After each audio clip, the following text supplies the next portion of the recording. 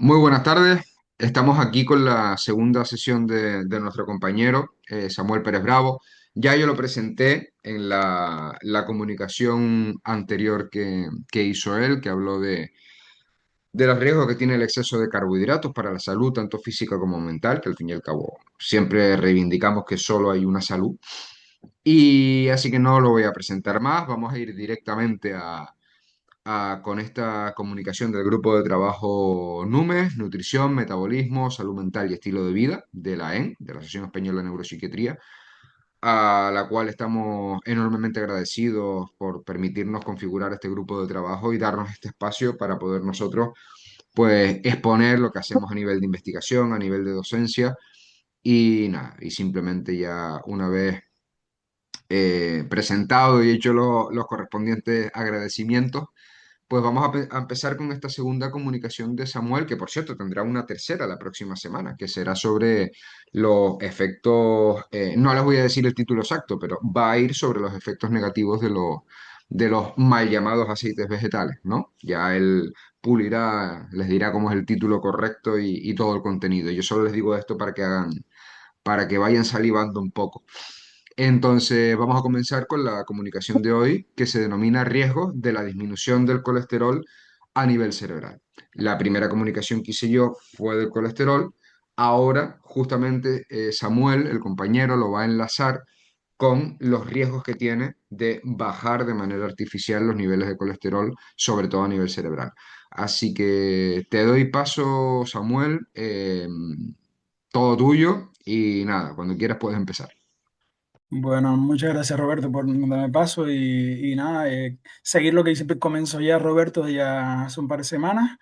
Creo que es importante que mantengamos este hilo conductor y lo que decía Roberto, esta conferencia no es hacer una segunda parte de lo que empezó Roberto, más incluso yo lo que haré es un poco comentar algunas cosas que dijo Roberto en su conferencia y que recomiendo encarecidamente que lo vean porque montamos realmente a base de mucha bibliografía y mucha literatura que hemos estado analizando durante meses y con mucho trabajo, como el colesterol, la visión del colesterol pasa a ser otra visión que tenemos que implantar hoy en día y desmitificar un poco el paradigma actual.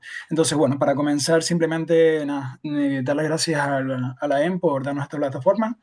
Igualmente, esta difusión que se va a hacer de esta conferencia va con la intención de divulgar un poco sobre nuestra área de trabajo en la EN, que va sobre la nutrición, el metabolismo, la salud mental y el estilo de vida del grupo NUME. Entonces, bueno, empezamos. Así que ya. Bueno, entonces la titulación o el título de la conferencia se denominó Los riesgos de la disminución del colesterol a nivel cerebral, las consecuencias sintomatológicas. Bueno, lo primero dejar claro que esto no es una conferencia sobre cardiología. No vamos a estar hablando sobre cardiología, primero porque no soy cardiólogo y creo que hay expertos sobre el tema, pero bueno, hablaremos sobre cosas que nos van a tocar el corazón, que creo que es importante. Y bueno, es una conferencia sobre neuropsiquiatría metabólica. Es nuestra área y creo que la queremos abordar desde una forma integral para poder entenderla y transmitir a muchos profesionales. Y es sobre todo como una molécula absolutamente esencial para la función cerebral ha sido demonizada durante más de 7 décadas y cómo la reducción indiscriminada de esta molécula está produciendo a día de hoy todavía consecuencias a nivel neuropsiquiátrico graves que es verdad que raramente atribuimos a esta causa. Entonces, bueno, ¿qué es lo que es relevante para que los que nos vayan a ver, los profesionales de la salud mental, puedan llevar a cabo, puedan implantar, integrar, psiquiatras, psicólogos, enfermeros especializados, bueno, profesionales en la salud en general? Bueno, los médicos, nosotros los psicólogos no, pero obviamente los profesionales de la medicina se han prescrito, recomendado la reducción del colesterol, o incluso los psicólogos han recibido pacientes que ya están en tratamiento con estatina. Pues bueno, yo me planteo, y lo haré a través de la conferencia, varias preguntas de manera retórica para que ustedes se lo planteen y creo que lo lleven a la práctica profesional y sean unos cuestionamientos sobre cómo está funcionando hoy en día la salud mental. Entonces, bueno, la primera pregunta que yo me hice al hablar de este tema, que Roberto es el que me inició y que me dio un poco el cauce para yo trabajar e investigar sobre esto, ¿disponemos de evidencia sólida de causalidad para esta práctica masiva de recetar estatina? ¿Cuáles son las consecuencias no intencionadas que estamos observando, pero raramente atribuimos a la causa correcta. Y sobre todo, ¿cuántos pacientes con depresión recurrente, ansiedad, disfunción cognitiva, pérdida de libido o trastorno de sueño han iniciado estatinas en los últimos 6, 12 meses previos? Bueno, empecemos. Primero lo que voy a pasar, voy a hacer una visión de la relevancia que tiene esto a nivel profesional y epidemiológico. Y hay unos datos que obviamente hay que encuadrar para entender un poco el fenómeno que estamos tratando. Obviamente en España tenemos más de 3 millones de personas que actualmente toman estatinas diariamente. Nos vamos a datos más globales y más de 200 millones de personas están con tratamiento con estatinas. El del 75% de estos son de prevención primaria, es decir, que no tienen enfermedad cardiovascular previa, no han tenido un accidente vascular anteriormente, cardiovascular. El gasto farmacéutico es interesante saberlo porque realmente nos enlaza cómo hoy en día se mantiene este paradigma. El gasto farmacéutico en estatina supera los 1.200 millones de euros anuales en España solamente. Entonces, lo que estamos viendo y lo que quiero comentar para que un poco se vaya viendo cómo vamos trabajando esto de la salud mental, es que los niveles de colesterol han disminuido en la población.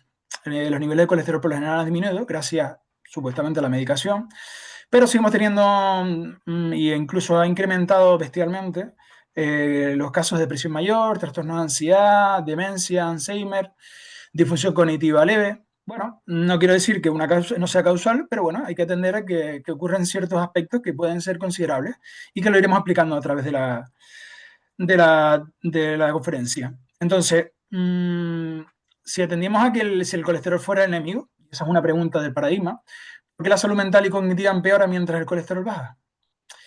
¿Y por qué las sociedades con menor consumo de estatinas, hablamos de ciertos países, tienen mejor salud cognitiva en la vejez? Bueno, vamos a ir viéndolo. Entonces, hablamos primero por el origen del mito, que creo que Roberto relató muy bien en su conferencia. Hablamos de nuestro maravilloso amigo Ansel Keys, que es verdad que es un gran amigo del sesgo, porque nos hace ver que el sesgo está presente en todos los científicos, incluso aunque tengan las buenas intenciones, que ahí desconocemos. Bueno, pues para entender el presente, obviamente, nos tenemos que ir a esa época, hasta 1957. Ansel Keys era un fisiólogo de la Universidad de Minnesota y que presentó en lo que se convirtió hoy en día en el fundamento de toda la política de salud pública occidental, es decir, el famoso estudio de los 7 países. Pero el problema está aquí porque surge un problema metodológico crítico. ¿Y qué es lo que define todo lo que vino después? Bueno, tenemos partiendo de un contexto histórico donde había una posguerra mundial, un aumento de enfermedades cardiovasculares y había un cierto ambiente de búsqueda de un culpable que fuera relativamente simple de demostrar y modificable, que tuviéramos la posibilidad de modificar, es decir, en esa época. Keys tenía una hipótesis y encontraron que Keys, con su gran persuasión y habilidad para tratar a gente, es verdad que tenía una gran personalidad en esos aspectos, planteó la hipótesis de grasas saturadas nos llevan al colesterol y el colesterol nos lleva a una enfermedad cardiovascular. ¿Y qué es lo que presentó Keys para demostrar eso? Pues bueno, analizó 7 países que mostraban una correlación positiva entre el consumo de grasas saturadas, colesterol sérico promedio y mortalidad cardiovascular. Bueno, esto fue lo que nos presentó. Lo que no nos presentó fue otra cosa y que fue posteriormente demostrado. Incluso él admitió. Eran 22 países originalmente. De esos 22 países que él había hecho en primer momento y que después seleccionó solo a 7 que apoyaban su hipótesis. Y excluyó que países que a lo mejor no le interesaban tanto, que demostraban una relación invertida o no existía esa relación entre las grasas saturadas y la mortalidad. Encontramos que era la paradoja francesa que hablaba de en Francia se ha consumido, sabemos ya, obviamente, la mantequilla y sabemos los gustos culinarios en Francia, con altas grasas saturadas, pero tenían una baja mortalidad cardiovascular. En Suiza pasaba algo similar, consumían altos niveles de grasa y baja mortalidad. Y bueno, en otros países se daban otros datos. Alemania, moderada grasa, moderada mortalidad. En Chile, por ejemplo, baja grasa y alta mortalidad. Y en México, lo mismo, baja grasa y alta mortalidad. Y bueno, de aquí partimos lo que consideramos un error metodológico fundacional de este mito, de este paradigma, y que obviamente es una falacia ecológica. Establecer una correlación entre variables agregadas a nivel de país no implica causalidad a nivel individual. Y es como decir que los países con más televisores tienen más enfermedades cardiovasculares, por lo tanto, los televisores causan infarto, obviamente. Entonces, la inferencia ecológica es una de las violaciones que consideramos más graves de causalidad epidemiológica. Y esto no nos salva hoy en día de este tipo de manipulaciones, es decir, que siempre hay que tenerlo en cuenta. ¿Qué pasó? Que el resultado de esta manipulación no quedó en nada, sino simplemente fue lo que nos derivó a lo que tenemos hoy en día, que es un paradigma construido que considero sobre unas ciertas arenas movedizas, que ha perdurado 70 años, nada más y nada menos. y que obviamente fue una selección sesgada de datos a través de un cherry picking que fue documentado por varios autores como Ransco en 2000 y otros críticos. Y sin embargo, todo esto, la industria farmacéutica, la agencia de salud, adoptaron esta conclusión débil como dogma, y esto es lo problemático. Es decir, aquí es donde empezamos a construir realmente el paradigma, porque si se hubiera quedado simplemente en un estudio que demostraba, intentaba demostrar algo y convenciera a unos pocos, pues bueno, pero no fue así. Entonces, bueno, lo primero que me quiero, otra pregunta que me pareció interesante plantearme era, ¿cuántos de nosotros conocíamos esta historia metodológica? Es decir, hasta cuando Roberto la comentó, y creo que debería estar en cuenta para muchas cosas, de hablar de colesterol, y porque esto no se enseña en otras facultades, no se enseña en medicina, por ejemplo. Todo esto nos llevó, obviamente, a través de la ciencia, se trasladó a la política. Y una vez consolidada la hipótesis de Key, y que fue publicada, pues a pesar de estas limitaciones, comenzó un proceso de institucionalización, perdona, que fue más político que científico. Y bueno, fue a través del Comité de McGovern del Senado de Estados Unidos. Bueno, simplemente comentarles, adoptó las conclusiones de Key para llevarla como base a las directrices dietéticas estadounidenses. Recomendó la reducción de grasas a menos del 10% de las calorías. Recomendó la reducción del colesterol dietético a menos de 300 miligramos día. Bueno, eso ya hoy ya que se quedó en desuso y ya estamos muy por debajo, como ya sabemos. Inició lo que se denomina la dieta baja en grasas, que llega hasta hoy, que domina hasta hoy. La pregunta es, ¿por qué funcionó este paradigma? ¿Por qué hoy en día se mantiene y por qué impactó tanto a la sociedad?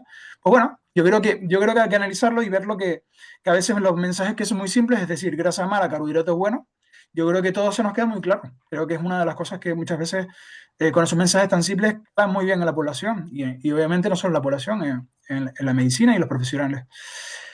Coherencia con otros movimientos. Es que era coherente con la lucha contra la obesidad. Erróneamente es asociado con las grasas, pero bueno. Hubo un apoyo industrial. Estuvo el apoyo de muchas industrias de los alimentarias, de alimentos procesados. Y obviamente esto lo destaco porque es verdad que tuvieron una oportunidad para generar mercado y así lo aprovecharon. Y obviamente una falta de voz crítica organizada, es decir, no hubo un movimiento científico alternativo que se organizara para esto. ¿Qué pasó? Que las consecuencias de esto, que no son intencionadas en la directriz baja en grasa, fue el que se reemplazó las grasas por carbohidratos refinados. Ha habido un aumento masivo de azúcares añadidos en alimentos procesados, una explosión, obviamente, de la pandemia o de la epidemia de obesidad desde 1980. Esto ya lo comentaba ya anteriormente en la última conferencia. Y también una explosión de diabetes y del síndrome metabólico. Bueno, es que plantearse cosas es interesante y a veces cuando entendemos que si una hipótesis del colesterol era correcta, entonces estas epidemias no tendrían mucho sentido. Entonces, porque la reducción del colesterol debería haber reducido enfermedades cardiovasculares. Pero curiosamente esto no ocurrió. Y es lo interesante. Y a partir de 1984, lo que tenemos empieza la ola de estatina. Se aprueba la primera estatina, la lovastatina, basada en el paradigma del colesterol, obviamente. La FDA acepta la reducción del colesterol como marcador sustitutivo válido de beneficio clínico. Y esto es crítico. No se requirió demostrar reducción de mortalidad. Solo se quiso demostrar que la reducción de un número en un análisis. Eso es muy, muy amante y lo voy a ir desmontando y valorando a lo largo de la conferencia. Y la pregunta con este apartado que me planteé también fue, ¿cuántos de ustedes sabían que la aprobación de estatinas se basó en reducir un biomarcador y no en salvar vidas? Eso es interesante también plantearlo. Y si consideramos si esto es ético en medicina preventiva. Bueno, aquí esto sí lo comentó Roberto muy bien y también, aparte de todo lo que hizo, y fue varios estudios que fueron ignorados sistemáticamente, que obviamente invalidaban el paradigma, pero bueno, fueron ignorados, enterrados o fueron reinterpretados de una manera muy, muy sesgada. Entonces, bueno, tenemos el Imperial Research Clinics Corani, Primary Prevention in Trial, que bueno, su conclusión decía que reducir el colesterol no aumentó la supervivencia total. El MRFIT, el resultado que no hubo diferencia en mortalidad total. Curiosamente, un subgrupo, los hombres que redujeron el colesterol con medicación, tuvieron más mortalidad no vascular derivadas del cáncer, suicidio, accidentes. Bueno, el famoso estudio de Framingham, el mismo director que probó la hipótesis del colesterol, escribió en Framingham, cuanta más grasa saturada, más colesterol y más calorías consumía la persona, más bajo era su colesterol sérico. y era lo que menos pesaban y lo más activo físicamente. Después de los 50 años, el colesterol no predecía la mortalidad cardiovascular. También decía que muchos infartos ocurren en personas con colesterol de menos 150 miligramos de cilitro. Tienen otros estudios importantes, como el de la enfermedad de Nurse Health Study. Factores que predijeron la enfermedad vascular fueron tabaquismo, sobrepeso, inactividad física, dieta baja en verdura y pescado. Y en ningún momento el colesterol fue un predictor independiente cuando se ajustó estos factores. Bueno, del último, simplemente comentar el WIMS, el Women's Health Initiative Memory Study. El resultado fue que las mujeres con estatinas, el consumo de estatinas, tuvieron más deterioro cognitivo que el placebo. Y las estatinas, obviamente, lo que sacaron de conclusión fue que no protegían contra la demencia, incluso pueden empeorarla, y esto lo iré también hablando. Y la pregunta también de lo que decía, ¿por qué estos estudios no cambiaron la práctica? Pues hubieron varios motivos. Simplemente inercia institucional. Una vez que esto pasa, una vez que hay una creencia institucionalizada, se mantiene a lo largo del tiempo. Obviamente la falacia de autoridad. Consideramos que los expertos siempre tienen la razón, y si el experto dice el colesterol es malo, ya sabemos que el colesterol es malo. Nada más, ya está. La publicación sesgada. Estudios negativos se publican en revistas de bajo impacto.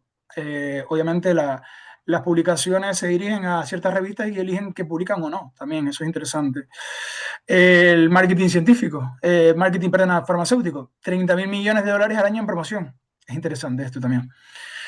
Y el tema de la definición de enfermedad. Cuando tú defines una enfermedad, sabes lo que entra en qué umbral entra, aunque no. Entonces, cuando reducimos el umbral, por ejemplo, el colesterol, se va a expandir en el mercado. Y bueno, vamos a ir avanzando y vamos a hablar de simplemente la influencia industrial y los conflictos de interés documentados. Voy a ser un poquito más directo y obviamente no puedo ser más transparente, que siempre lo soy, pero lo que obviamente no voy a sugerir aquí una conspiración, ni creo que ni tenemos que ir por ese lado, ni creo que vamos a construir el conocimiento basándonos en simplemente una película, como si esto fuera un drama policial o de suspense y para destriparlo con una conspiración. Entonces, bueno, lo que intento trasladar, y creo que Roberto lo estaba haciendo muy bien, demostrando este mito, es que esto es algo más sofisticado y por eso necesitamos ser más efectivos. Y ellos también eran más efectivos, entonces lo que ofrecían eran incentivos sistémicos de manera perversa. Y eso es lo que, digamos, se ha capturado de manera silenciosa por parte de agencias regulatorias y de directrices clínicas que se mantienen hoy actualmente. Entonces, tenemos por una parte la mecánica financiera, cómo funcionaba el mercado global en estatinas. En 2023 alcanzó los 30.000 millones anuales, 30.000 millones de dólares. En España, como decía, son 1.200 millones de euros anuales. Y obviamente no son números abstractos. Y los incentivos concretos que influyen en estas decisiones son muchos. Como decía también, el mecanismo de expansión de mercado. Cada vez que se reduce artificialmente el colesterol LDL o el umbral, consideramos óptimo, la población en riesgo se expande cerca de unos 15-20 millones de personas en Europa. Esta expansión le sube a las farmacéuticas una caja de unos 3.000-4.000 millones de dólares, o en este caso una equivalencia a euros. Lo que significa que esto no solo atiende al mercado farmacéutico, sino que a la regulación sobre que se tiene que hacer sobre la medicación. Y esto es lo que se denomina la captura regulatoria. La captura regulatoria ocurre cuando la industria influye en las agencias que deberían regularla. Y esto es aquí donde los sistemas se vuelven un poquito más insidiosos. Es decir, no hay una corrupción explícita, solo se requiere puertas giratorias y conocimiento de expertos. Y esto es muy sencillo de llevar a cabo y pondré un ejemplo.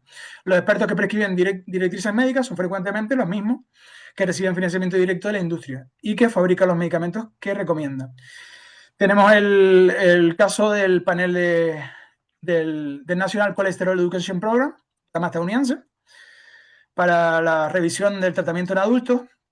Y este es un ejemplo concreto más importante de cómo entender cómo funciona realmente esta práctica. Y es que este panel hizo algo que fue increíble, que fue redefinir lo que significa colesterol alto en la práctica clínica global. Y lo curioso es que este panel se componía de unos expertos independientes, supuestamente, para escribir las directrices definitivas. Y lo curioso es que a lo mejor no eran tan independientes, tenían vínculos financieros 8 de 9 con fabricantes estatinas. Bueno, no hay que ser mal pensado hay un pequeño conflicto de intereses. ¿Qué es lo que pasa? Que cuando tú modificas, como hicieron ellos, tomaron decisiones sobre el LL óptimo, de 130 a 100 y así se ha hecho, es decir, bajando de este umbral, como decía antes, crear nuevas categorías diagnósticas y que considerar que bajar de 130 ya es un riesgo moderado y que requiere seguimiento farmacológico y obviamente de medicación. Entonces, ¿esto qué es lo que tiene? El impacto que tiene. Bueno, del día de la noche al día, pues pasamos de 23 millones, por ejemplo, de Estados Unidos, de estadounidenses, adicionales más con un diagnóstico, hiperlipidemia, que van a requerir el tratamiento con estatina. Bueno, mi pregunta un poquito más extendida que la que presentó la diapositiva es cómo la biología cardiovascular de estas 23 millones de personas, el día que se publicaron las nuevas directrices, les cambió o cambió simplemente la definición de enfermedad. Bueno, pues bueno, el umbral se movió mágicamente y esto provoca un efecto dominó internacional, ya no solo en Estados Unidos, ya pasó a otras directrices de otros organismos europeos y en España también, obviamente, y sociedades científicas que están aliadas con las directrices. Entonces, bueno, hoy en nuestro país tenemos una cifra completamente normal desde perspectiva biológica, pero desde el punto de vista de este panel de expertos, pues es un riesgo tener el LL como lo tenemos hoy en día, ¿no? ¿Cómo se ha hecho esto? Pues bueno, pues a través de manipulaciones, de estadísticas, estudios, pues que validan un poco de cómo funcionan las estatinas hoy en día y cómo tienen un impacto en la salud.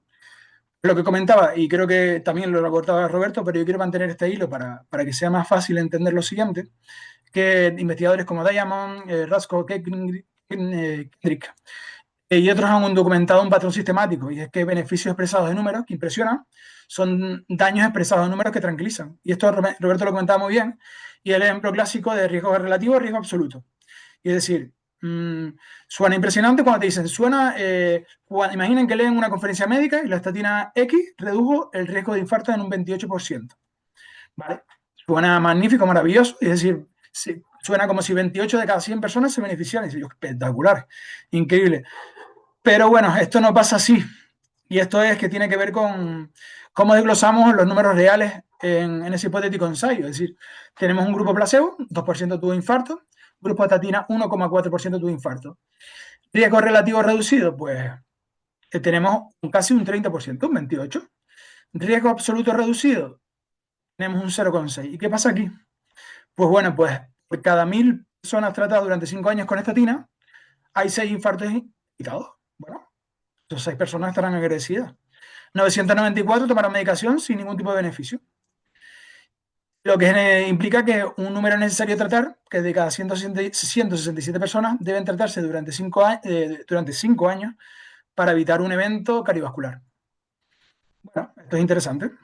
Entonces, bueno, tenemos un problema también temporal. Aparte de esto, obviamente, que comentaba, hay varios problemas en temas de investigaciones y de metodología, que muchas veces los ensayos tienen un tiempo de seguimiento de 2 a 3 años, y esto lo quiero recalcar porque aquí se demuestran muchas cosas de lo que vemos en los efectos secundarios a nivel neuropsiquiátrico. Disfunción cognitiva, depresión, disfunción sexual, que emergen típicamente a los de 6 a 12 meses. Y curiosamente los estudios terminan antes de que se acumule el daño que se haga evidente en los datos.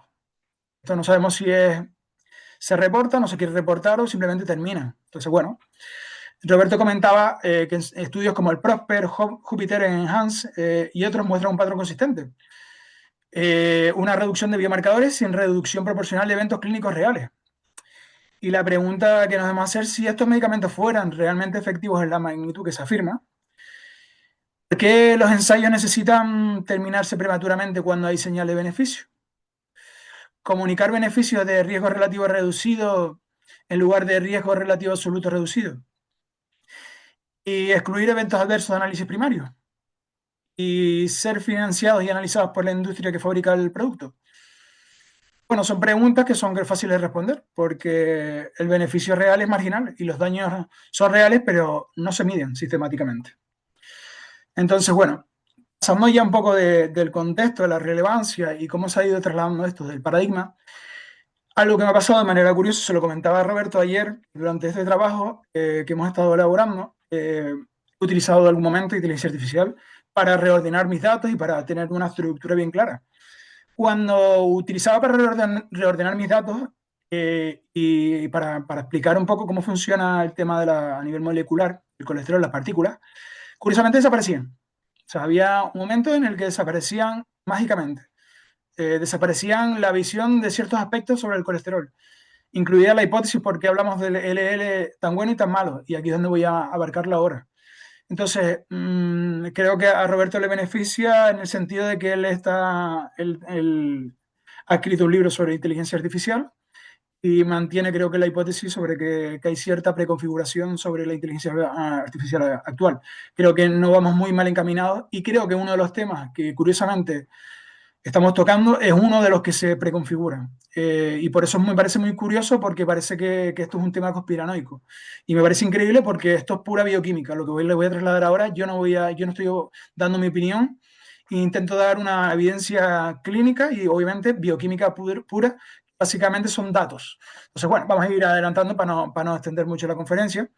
Y bueno, durante décadas hemos operado con una comprensión de las lipoproteínas que es conceptualmente, digamos, un poco primitiva. Es decir, siempre he valorado colesterol malo, colesterol bueno. Bueno, maravilloso. Son categorías tan útiles como clasificar los vehículos por el color que tienen. Son magníficos, maravillosos para distinguirlas, pero no tienen ni idea de cómo funciona. Y vamos a ver cómo esto se transmite un poquito más, con un poquito más de complejidad bioquímica y que son las directrices que se trasladan a los profesionales, las que se van a ignorar sistemáticamente. Y creo que hay que incidir en esto. Bueno, por una parte tenemos no todas las lipoproteínas son iguales. Hay una heterogeneidad de la LDL. Cuando medimos colesterol LDL, estamos midiendo una familia completa de partículas con propiedades radicalmente diferentes. Y aquí vemos un poco la composición real. Tenemos de los kilomicrones, que son la partícula más grande. Bueno, aquí vemos, yo no voy a centrarme mucho en cada apartado, cada función, pero bueno, para que vayan entendiendo. Esta, por ejemplo, es una partícula que no es heterogénica y nunca causa enfermedad cardiovascular. Después tenemos la ULL, de un origen hepático, y curiosamente solo se oxida, cuando se oxida, sí tiene un impacto sobre el nivel aterosclerótico, pero muy moderado, tampoco mucho. Tenemos la IEL, que es un remanente de la anterior, es una lipólisis, lo que se provoca con el proceso de la lipólisis. Lo mismo, el nivel de la aterosclerosis, cuando se oxida, se provoca en unos niveles de moderados y altos. Y después tenemos uno de los famosos LDL, la familia más problemática de todas. Y esta partícula, pues no es solo una partícula, es una familia con comportamientos completamente diferentes. Y aquí lo voy a hacer una división, es una división mayor, pero aquí voy a hacer una división muy simple para que ir entendiéndonos. Como las LL grandes, que son esponjosas, que se denominan patrón A, tienen una valencia y no se oxidan fácilmente. Y destacar que no son aterogénicas. Después tenemos las LL pequeñas, densas, son muy densas, se denominan como si fueran perdigones. Tienen una alta densidad y se oxidan muy fácilmente y son muy heterogénicas. Y después, he comentado el LDL, pasamos al HL, que obviamente que es el considerado el bueno. Yo creo que aquí no hay ni bueno ni malo, aquí hay útil, no útil y oxidado, no oxidado, que creo que es más interesante de entender, o inflamatorio o no inflamatorio. Pero bueno, partiendo de estas categorías, partimos al HL, esta molécula que tiene una función antiinflamatoria directa, como sabemos, y hace un transporte inverso. Y tiene múltiples mecanismos y que algunos de ellos ni se conocen. Pero bueno, y una pregunta que yo creo que muy poca gente se hace, y es cuántos de ustedes saben si su paciente tiene una LL con un patrón A o un patrón B. Porque es verdad que cuando la medicación que se prescribe es idéntica para ambos, aunque curiosamente no necesita tratamiento uno y el otro sí, aunque con riesgo moderado. Bueno, por otra parte tenemos las apolipoproteínas, tienen que tener más relevancia en nuestra salud que de la que realmente se está teniendo, aunque yo creo que hay un cierto auge sobre este conocimiento, muy interesante, y creo que deberíamos apoyarlo y seguir esta ola de conocimiento. Entonces tenemos por una parte la ApoB, que es un cortador de partículas, presentes en URL, IDLL, LL, una molécula por cada partícula, y su función es el reconocimiento de receptores celulares.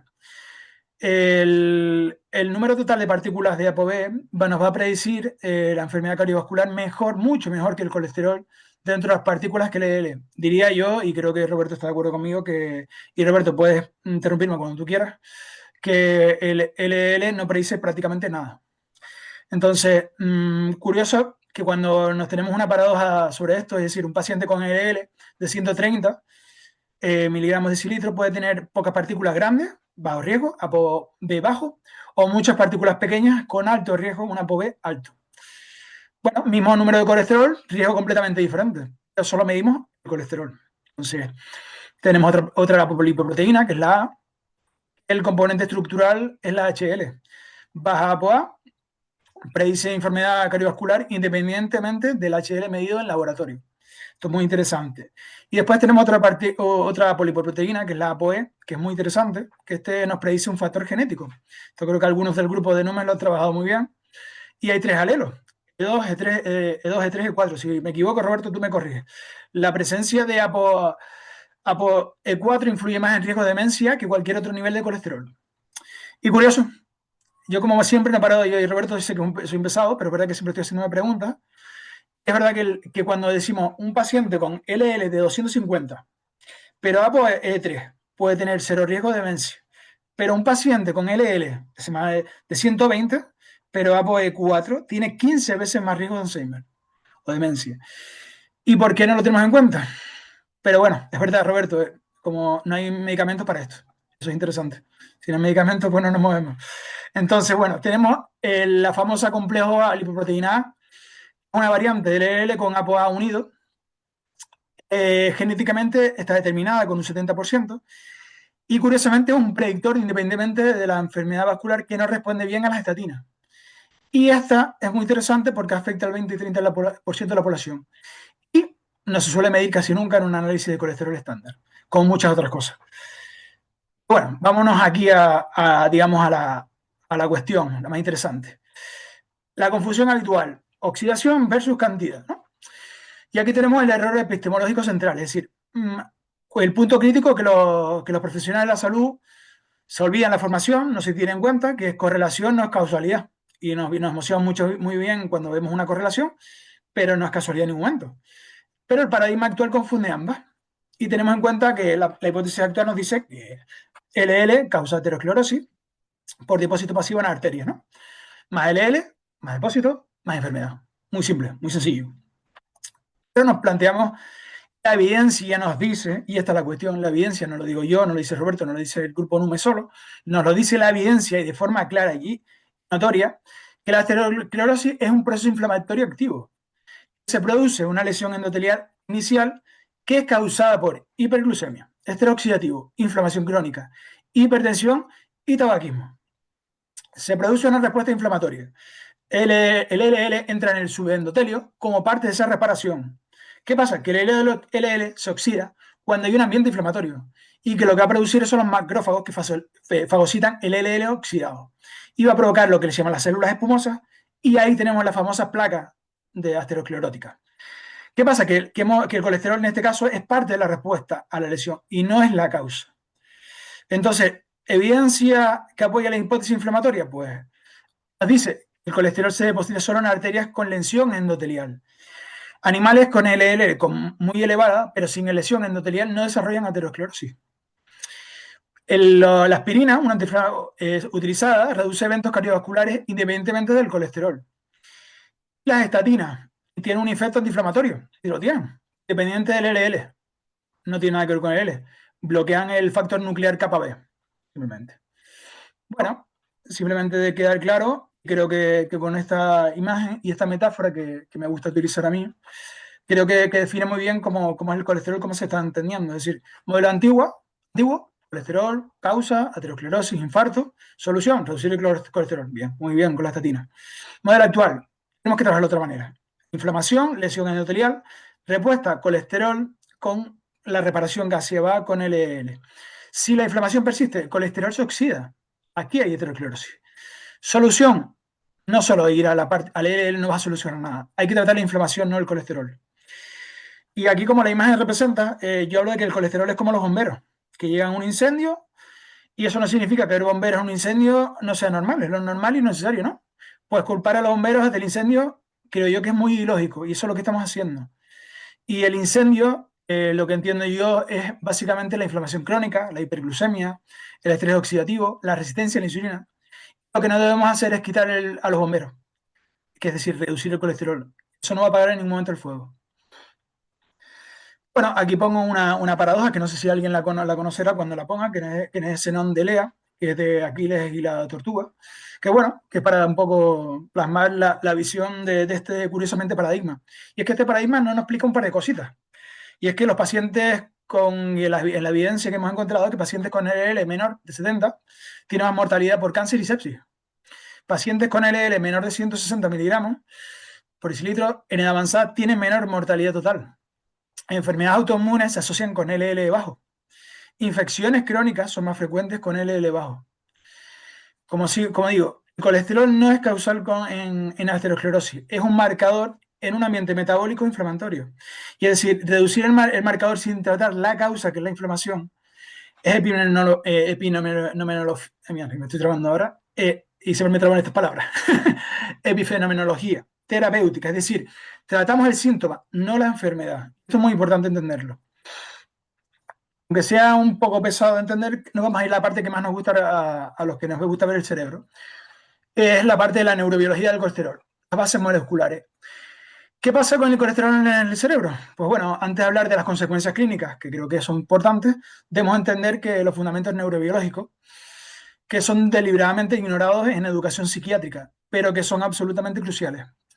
El cerebro es el órgano con la concentración más alta de colesterol en el cuerpo. Y esto no es casualidad ni es accidental. Esto hay que tenerlo muy claro. Y por eso quiero que quede muy claro, porque ahí lo que viene de las consecuencias. Estadísticas simplemente, hay que un poco ver esto, es decir, la distribución corporal del colesterol, el total corporal se habla de unos 30 a 40 gramos. En sangre circula sobre unos 5 gramos, 0,5 gramos por litro. En el cerebro hay unos 8 o 10 gramos, un 25% del colesterol total del cuerpo. Y sabemos que el cerebro pesa un 2% del corporal, pero contiene un 25% del colesterol. Y esto es muy importante. Aquí tenemos, como el hígado contiene 3,3, entre 3 y 5 miligramos en el tejido, el músculo esquelético de 1 a 2 miligramos por tejido, el cerebro estamos hablando de 15 a 20 miligramos gramos por tejido, 5 a 10 veces más que en otros tejidos. Esto es importante porque no es casual, y eso lo quiero reforzarlo. Es nuestra arquitectura funcional. El cerebro necesita esta concentración. Para ello, el cerebro lo que hace es producir su propio colesterol, y la barrera hematoencefálica impide el paso de colesterol circundante. Pero los astrocitos, las células gliales que tenemos, son fábricas de colesterol cerebral. Para ello, con todo esto, las neuronas dependen completamente del colesterol producido localmente, para formar sinapsis, para el mantenimiento de membranas, para reparar el daño tras una lesión. En cuanto al cruce de la barrera hematoencefálica y las estatinas, todas las estatinas. Y esto, sí, Roberto, dime. Sí, simplemente, porque como sé que tienes un tiempo limitado, simplemente para complementar un pelín lo que acabas de comentar, para recordar que en el cerebro aquellas células nerviosas que producen las vainas de mielina, en el sistema nervioso central serían los oligodendrocitos, que las vainas de mielina están formado por tres lípidos diferentes, de los cuales el colesterol es uno de ellos, ¿no? Sabemos que por ahí hay fosfolípidos, esfingolípidos, etcétera. No vamos a entrar mucho ahí. Y las mismas células nerviosas, pero, o sea, que hacen la misma función, pero en el sistema nervioso periférico, serían las células de Schwann. Simplemente quería aportar eso. En el sistema nervioso central serían oligodendrocitos y el sistema nervioso periférico, células de Schwann, que son muy importantes para producir las vainas de mielina. Y la mielina son lípidos. Por eso la sustancia blanca se llama así, porque es rica en mielina y genera este color blancuzco. Por lo tanto, los lípidos son muy importantes para el sistema nervioso, tanto central como periférico, para una mayor velocidad de la conducción del impulso nervioso. Simplemente eso, disculpa. No, maravilloso, me parece maravilloso. Sí, no, incluso lo hablaré un poquito más adelante también, la mielina. Ahora era hablarles, me parece muy bueno el apunte, porque hay cosas que es verdad que yo no quiero hacer una clase de neurociencia ni del cerebro, pero sí es verdad que me gusta que esos apuntes queden claros. Y bueno, lo que decía, que todas las estatinas, excepto la pravastatina y la rosuvastatina, cruzan la barrera hematocefálica. Las más lipófilas, la simvastatina, la torvastatina, la lovastatina, pasan fácilmente e inhiben la HMG coenzima reductasa cerebral. Y esto se ha visto observado por PET y por mi madre, yo con las palabras grandes, espectroscopia de resonancia magnética. Bueno, seguimos comentando. Las funciones en el colesterol cerebral, como ya comentaba Roberto, hay ciertas funciones que se derivadas obviamente, por cómo se conforma la neurona y como la vaina merina y todo el tema, ¿no? Hablamos primero de las estructuras de la membrana y la plasticidad sináptica. La membrana neuronal es 25 o 30% de colesterol por peso. En membrana sináptica alcanza hasta un 40%. Y eso, sin el colesterol adecuado, las membranas se vuelven rígidas, disfuncionales y propensas a la ruptura. En cuanto a la formación de nuevas sinapsis, la sinaptogénesis, es que es un proceso fundamental para la memoria. y requiere cantidades masivas de colesterol. Los aterocitos van a liberar partículas de lipoproteína que contienen colesterol, la polipoproteína E, que las neuronas captan en este colesterol vía receptores LDL. En cuanto a la evidencia de esto, hay ratones, se hizo experimentos en ratones con síntesis de colesterol bloqueada en cerebro que eran incapaces de formar memoria a largo plazo. En humanos con un síndrome que se llama el síndrome Smith-Lemli-Opitz, que es una deficiencia genética de síntesis del colesterol, presentan un retraso mental severo, autismo y déficit cognitivo profundo. Bueno, en cuanto a la síntesis de neurotransmisores, tanto las vías bioquímicas específicas, esto creo que sabemos, los que estamos viendo, los que verán esto, sabrán bastante. Ya sabemos dónde surge la serotonina, eh, cómo nos afecta a través de la vía de la serotonina y cómo se produce. Y esto tiene una implicación con el colesterol. El mecanismo es colesterol bajo. Hablamos de un cofactor esencial, que es el BH4 bajo. La síntesis de serotonina se va a ver reducida. Y esto puede provocar depresión. O puede estar en una de las causas de la depresión, que obviamente aquí no es causal. En cuanto a la dopamina, lo mismo, colesterol bajo, dopamina baja, síntomas insomnianos, apatía, anedonia, y esto tiene que ver con que la tiroxina genera L-dopa y la DP-dopa dopamina. También requiere BH4. El GABA es un principal neurotransmisor inhibitorio. Cuando tenemos bajos niveles de colesterol, hay una desorganización de los RAF, que son ricos en colesterol. Se provoca una alteración en los receptores que se vuelven disfuncionales y hablamos de ansiedad y epilepsia. Bueno, acetilcolina, sabemos que es crucial para la memoria, la atención, hablamos de Alzheimer siempre cuando hablamos de acetilcolina, y la síntesis requiere colesterol para la estructura de membranas presinápticas. Simplemente comentar que no hay síntesis óptimas de neurotransmisores sin el colesterol adecuado, y esto hay que tenerlo muy en cuenta para lo siguiente. Después vamos a hablar de neuroesteroides. Bueno, aquí seguimos en esta, yo creo. Que afectan directamente a la función cognitiva y emocional. Tenemos la pregnenolona, que es un neuroesteroide maestro, consideramos. Este está afectado con las funciones de memoria, neuroprotección, neurogénesis. Se produce por vía colesterol y sobre todo afecta a personas ya con cierta edad y lo que le provoca la neblina mental típica en ancianos. Suele avanzar con la edad. El DHEA, funciones las que tiene es el efecto antidepresivo, mejora memoria, neuroprotección, niveles bajos se asocian con depresión mayor. La lopregnanolona, me suena muy bien eso. Este es un módulo positivo de los receptores GABA y niveles bajos provocan ansiedad, insomnio, irritabilidad. Y por último, la testosterona cerebral. La síntesis local en neuronas es crucial para la plasticidad sináptica, motivación, función ejecutiva. Y el bajo colesterol produce una baja testosterona cerebral, una apatía y una disfunción ejecutiva. Todos estos neuroesteroides se sintetizan directamente otra vez a través del colesterol. ¿Y qué pasa? Que las estatinas van a reducir esta síntesis.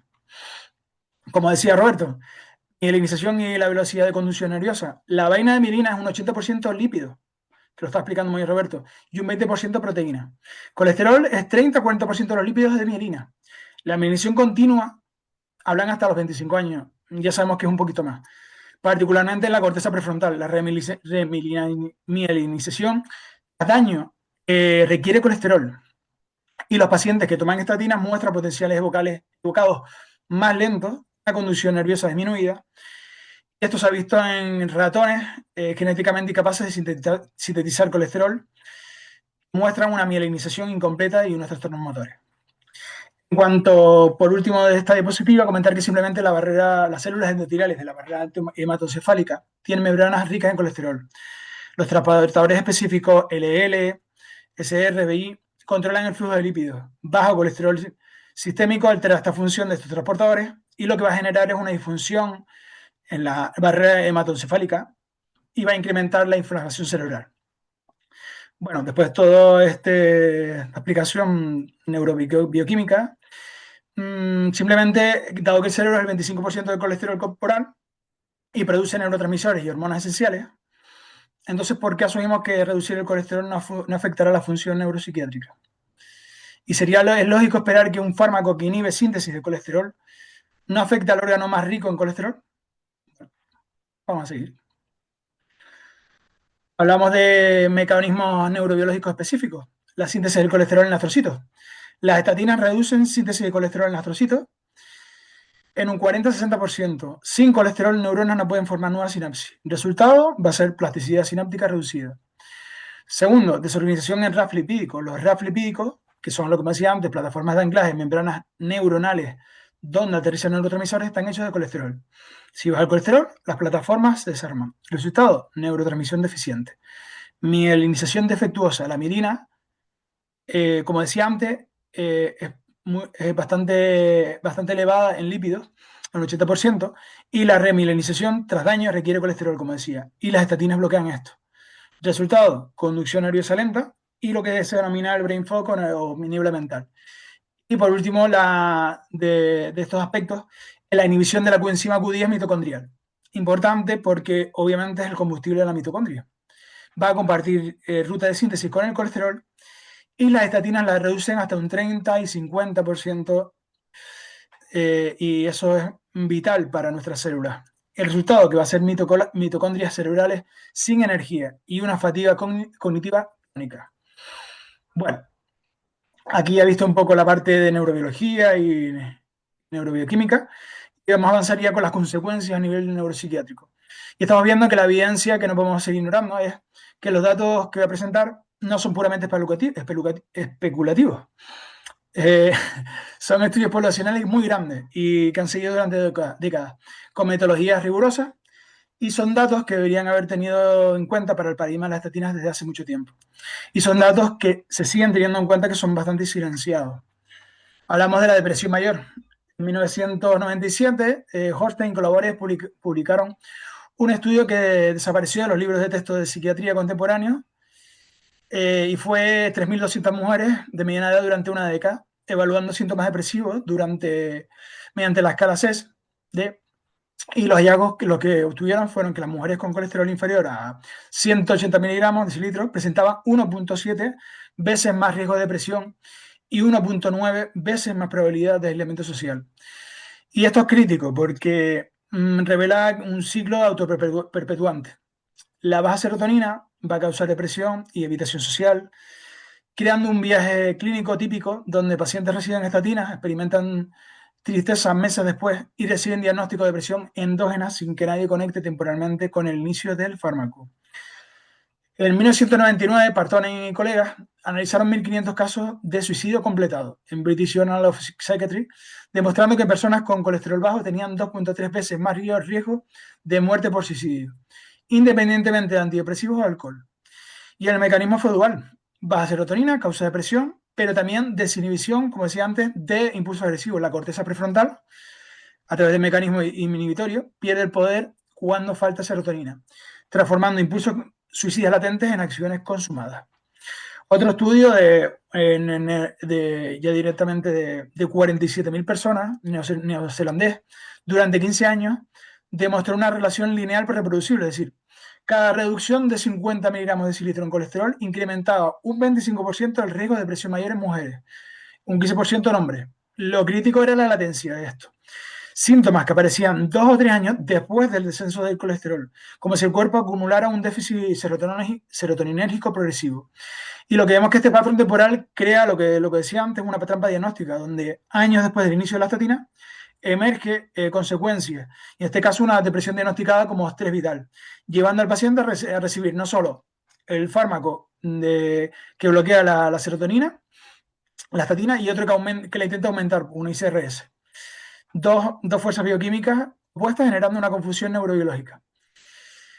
En cuanto al mecanismo, pues la ruta molecular es específica. El colesterol es precursor de BH4, cofactor esencial para el TPH2, que es una enzima limitante en síntesis cerebral de serotonina, y la enzima que produce BH4 requiere anclaje membrana celular mediante colesterol. Cuando el colesterol desciende, el anclaje se afloja, el BH4 disminuye y el TPH2 queda sin cofactor. Y la conversión del triptófano a serotonina se detiene. Los síntomas, ¿cuáles van a ser? Ansiedad, depresión, ansiedad, impulsividad, anedonia, van a ser reproducibles y predecibles.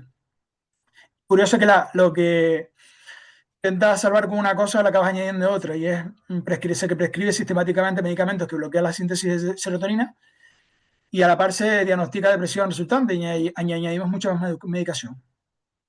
Por otra parte, tenemos la disfunción cognitiva y la amnesia transitoria. Importante señalar que en estudios como el de William Elias y equipo, siguieron 1.891 personas durante 18 años, haciéndoles evaluaciones neuropsicológicas completas cada 4 y 5 años respectivamente. ¿Qué fue lo que encontraron? Pues aquellos con colesterol total por debajo de 160 tenían un desempeño cognitivo equivalente al haber envejecido entre 5 y 7 años cerebralmente. Y esto lo veían en especificidades como el razonamiento abstracto, la atención y concentración, fluidez verbal y funcionamiento ejecutivo. Era un número que simplemente demostraba que el cerebro funciona como el de alguien de 7 años mayor. En el ensayo contra la doble ciego WINS, que este lo comentó también Roberto, 4.532 mujeres tomando pravastatina versus placebo durante 4 años, el resultado fue pragmático. El grupo de estatina tuvo un deterioro cognitivo de 4,5%, mientras que el grupo placebo fue un 4,2%. No solo no protegieron, sino que empeoraron ligeramente. Y en mujeres de mayores de 75 incluso fue mayor con la estatina. Esto no se vio reflejado en ningún momento en la industria. Seguimos hablando de lo mismo. Después, por la parte, tenemos un caso muy paradigmático. El caso de Duane Gravelain, que era un cirujano, astronauta, bueno, no sé qué no había aprendido ese señor. Pues bueno, pues a las 6 semanas de iniciar lovastatina, su esposa lo encontró en la cocina sin reconocer, sin saber quién era ella.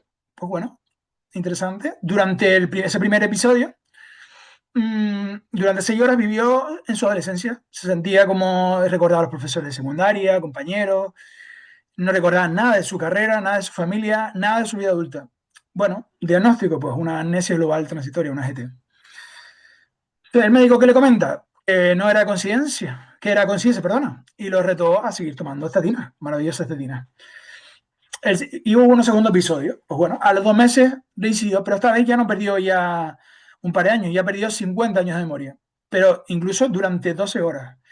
Obviamente no reconoció a la esposa ni recordó ser astronauta. Y por último fue el más grave de todo. Ya directamente ya la pérdida de memoria fue abismal y solo recordaba que la fase de niño, que volvió a su infancia literalmente. Literalmente no, metafóricamente. Que eso lo es. Pues bueno, esto se suspendió, cuando se suspendió definitivamente, consideró que algo estaba pasando, pues recuperó totalmente su cognición. Toda su memoria volvió de repente en un breve periodo de entre 2 semanas a 4 semanas. Hay datos que demuestran esto. La base de datos de FDA, MedWatch, con 2.500 reportes, demuestran un patrón consistente y que preocupa. Los síntomas suelen aparecer entre las 2 y 8 semanas post inicio de la toma. Hay un pico entre los 3 y 6 meses. Y si suspendes, como decían, hay una vuelta a nivel basal con una recuperación de memoria entre 2 y 6 semanas. ¿Qué pasa? Que si vuelve a reponerse la persona, ocurre de manera más rápida y mucho más fuerte, como en el caso de Duane Gravelain. La edad promedio que suele afectar normalmente son solo los 58 años y, curiosamente, se da mayoritariamente en mujeres. Pasamos un poco a la parte de afectación en la demencia y empezamos con un estudio, el Honolulu Asia Aging Study, que habla de que 3.734 hombres japoneses americanos durante 25 años midieron el colesterol en mediana edad y evaluaron la demencia a los 70-85 años. ¿Fue lo que demostraron? Pues que el colesterol con mayores de 220 miligramos en mediana edad tenía 1,6 veces mayor de riesgo de sufrir Alzheimer. Bueno, pues esto me desmonta un poco, ¿no? No. Cuando gustaron factores inflamatorios, hablamos de SRP y interleuquina 6, el efecto desaparecía por completo. Curiosamente, el colesterol obviamente no es la causa, hay un marcador de inflamación crónica. Y como vemos el humo y no vemos el fuego, pues el cerebro se dañaba por décadas de inflamación. El colesterol subía como respuesta. En otro estudio, el Kungsholmen Study de Suecia, a través de autopsias cerebrales, pues 1.449 ancianos mayores de 75 años, con 9 años de seguimiento, se encontró que el colesterol bajo, niveles por debajo de 160, se asoció con un doble riesgo de Alzheimer y riesgo relativo a 2,1. Las autopsias mostraron que los ancianos con colesterol más bajo tenían más placas amiloides y más ovillos neurofibrilares. Bueno, interesante. ¿Y cuál es el, creemos que el significado? Pues en vez de que el colesterol es un factor que va a ser neuroprotector y lo vemos en múltiples estudios. Y creemos que más bien es un escudo que necesita el cerebro envejecido que usa para compensar la degeneración. Y cuando lo quitamos, este escudo, que es el colesterol, pues con estatina dejamos el cerebro desprotegido. En otro estudio, el Bronze Aging Study, en 997 ancianos, lo que se encontró que cada 50 miligramos de cilitro en el colesterol en edad avanzada protegía demencia. Curioso. Si tenía 180 y subía a 230, tu riesgo de Alzheimer bajaba un 28%. Al revés. Bueno, una metaanálisis muy importante, comento la diapositiva, de Kibelto analizó 25 estudios prospectivos con 100.000 participantes. ¿Qué fue lo que demostró? Un efecto completamente relacionado con la edad. Mediana edad, colesterol elevado predice demencia, pero estaba asociado con inflamación. Y edad avanzada, colesterol bajo predice demencia. La interacción de la edad es completa y esto está claro. Después de los 70 años estamos viendo que el efecto se invierte por completo. En cuanto al Parkinson y a la mielinización defectuosa, como hablamos antes, un estudio de Juan, este es como si fuera de aquí, Juan y colaboradores, 3.400, no, este es muy lejos, 1.439 hombres y 30 años de seguimiento. El resultado fue que el LDL bajo de 100 miligramos duplicó el riesgo de enfermedad de Parkinson. Obviamente hay un mecanismo, que la sustancia negra necesita colesterol para la minimización, como comentaba antes, correcta de neuronas dopaminérgicas. Y sin el colesterol necesario, la minimización es defectuosa y por lo tanto las neuronas más vulnerables a estrés oxidativo, toxina, y generan mucho más rápido. Y en cuanto a la síntesis y esto de la neurodegeneración, es claro, es decir, en mediana edad el colesterol elevado predice demencia porque es un marcador de inflamación. Se asocia con la inflamación y es lo que tenemos que mirar, la inflamación. Y en edad avanzada hablamos de colesterol bajo para predecir demencia porque eliminamos la protección. Entonces, el efecto, como decía antes, se invierte. El colesterol pasa a ser un neuroprotector, un factor. Entonces, ¿qué vamos a hacer? Es decir, la directriz nos recomienda que sigamos con estas directrices para ancianos de 80 años. ¿Deberíamos recomendar las estatinas a mayores de 75 años? La evidencia ahora mismo es bastante clara y esto significa que le vamos a hacer más daño que beneficio. Simplemente comentar un mecanismo muy interesante, que es el mecanismo que triangula a nivel neurobiológico a través de la dopamina y el sistema de recompensa y a través de la testosterona y la serotonina. Hablamos primero de la serotonina, la corteza prefrontal. La corteza prefrontal sabemos que es un freno de la emergencia de los impulsos. La serotonina es un neurotransmisor clave de esta inhibición. Colesterol bajo, serotonina bajo, el freno frontal, del prefrontal se va a ver desinhibido. Va a haber mayores impulsos agresivos y suicidios sin freno. Esto es importante entenderlo porque hemos visto estudios que corroboran estas actitudes en ámbitos de cárceles, de penitenciaría y actitudes agresivas. En cuanto a la dopamina, el sistema de recompensa, baja dopamina nos lleva a la anedonia, más irritabilidad crónica, pues tenemos conductas que están relacionadas con el abuso de sustancias, búsqueda de sensaciones, agresión impulsiva. Y digamos del corte peligroso, pues sería testosterona más serotonina. Testosterona moderada igual a conducta dominante sin agresión. Testosterona baja más serotonina baja igual a irritabilidad más la agresión impulsiva. El colesterol bajo reduce la testosterona en hombres. Estos son datos que se han dado entre un 18 y un 23% en hombres, unos estudios. Resultados, hombres con testosterona de anciano más serotonina deprimida, tenemos una explosión impulsiva en esta persona. Otros efectos encontrados, pues, aunque no sean tan directamente con funciones cognitivas, pues efectos sexuales. Es decir, esto no se suele hablar, es un tabú dentro del ámbito médico y el ámbito de la psicología. Estamos afectando la testosterona. Y aquí tenemos estudios que nos demuestran esto. En un estudio de DOPS, 2.325 hombres seguidos durante un año, la testosterona total con el consumo de estatina bajó un 18%, la libre bajó un 23%. Dosis respuesta, es decir, a mayor dosis de estatina, mayor calidad de testosterona. El mecanismo bioquímico, colesterol, quinolona, como lo comentaba antes, progesterona, nos llevan de los testosterona y la testosterona. ¿Qué pasa? Que las estatinas bloquean el primer paso. Baja colesterol, testosterona baja de forma inevitable. Efectos, pues tenemos desde disfunción eréctil, tenemos una diferencia, a veces encontramos datos que son un 52% en grupos con estatina, un 30 versus un 36%. y que no es endotelial, es hormonal directo. Obviamente aniquila el libido, todo es muy claro, y muchas veces se reportan casos de ginecomastia, que es el tema del pecho, del tema del pecho en hombre, de la extirpación.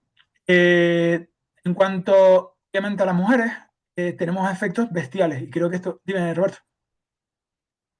Sí, simplemente complementar una cosa nada más para aquellos que nos estén escuchando y que a lo mejor no lo sepan, es decir, porque tú hablabas de la libido, hablabas del el tema sexual, y es que para aquellos que no lo sepan, las hormonas sexuales, testosterona, estrógeno y todas estas, son hormonas esteroideas, lo cual significa que se sintetizan a partir del colesterol, es decir, derivan del colesterol.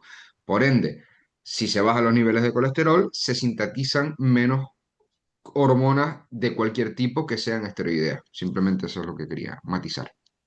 Sí, sí, lo comentaba un poco antes, comentando cuando las funciones cerebrales, y está bien que lo refuerce. Y bueno, hablamos de las mujeres, creo que no se habla, y esto ni se comunica en consentimiento cuando se receta estatina. En el estudio de Caserta, en 150 mujeres premenopáusicas, hablaban la testosterona bajó un 35% y la libido bajó hasta cerca de un 42%. Esto se vuelve a recuperar, pero ahí pasan semanas, de 6 a 8 semanas. En este estudio se demostró que volvían a tener una recuperación completa. Pero obviamente en las mujeres los ovarios producen testosterona también, esencial obviamente para el libido, la energía, el ánimo y la función cognitiva.